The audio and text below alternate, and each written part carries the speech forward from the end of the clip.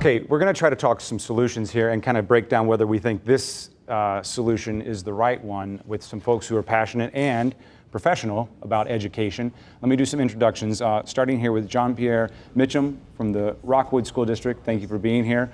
Robin Wabi with the City of St. Louis, the Education Advisor for Mayor Slay. Thank you for being here. Prolific on Twitter as well. And Barrett Taylor, a regular on the show, but also, as we've mentioned before, you do work for the St. Louis Public School System. So you guys were actually, I kind of interrupted a conversation there, but I want to know, people, it's their job. These are genuinely positive people who care about kids. Am I too pessimistic? What do you make of this transfer program and what it may mean for students, for the districts that are involved? Well, the conversation that we've been having is, how can kids get a quality education, no matter where it is? So if a student is in a failing district or a district that is not, meeting these kids' needs, how do we get them a quality education? Yeah. That's actually, that's got to be the first and only question that we have to have in our minds here. Leaving children in failing districts should not ever be an option. Yes, we want to make sure that kids have a great school where they live. I think we all agree that's part of what most parents want. But in the meantime, we have to assure that there are options for families. Right now, one of the options is a transfer program. Remember, families with means always have options. They've been moving. So what we want to make sure is that children who may not have those options before, either through a transfer program or in the City of St. Louis, we're looking at other options like charter schools. There's virtual schools as a possible option. There's scholarship programs too. So there are options out here. We shouldn't try to prioritize and say there's only one, and once we seek one, that's the only one we're going to use. For many communities, they're going to have to look at a portfolio of these options.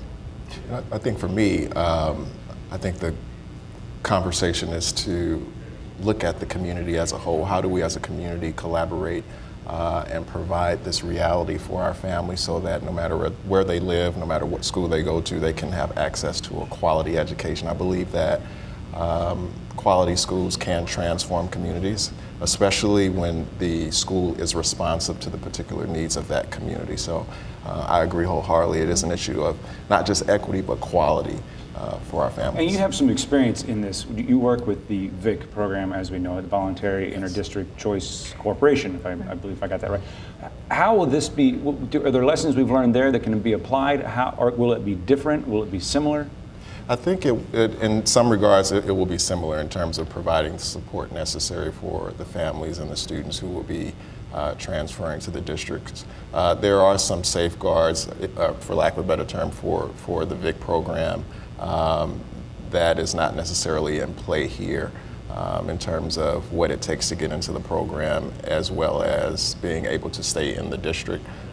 We don't know the implications of this is new territory for us. And the goals are different as well. Well, yeah, the original intent really for the VIC program, it was a desegregation program. Obviously, the implicit implications, spoke to issues of quality education, testing, graduation rates, and things of that nature. But at its core, it was a desegregation program.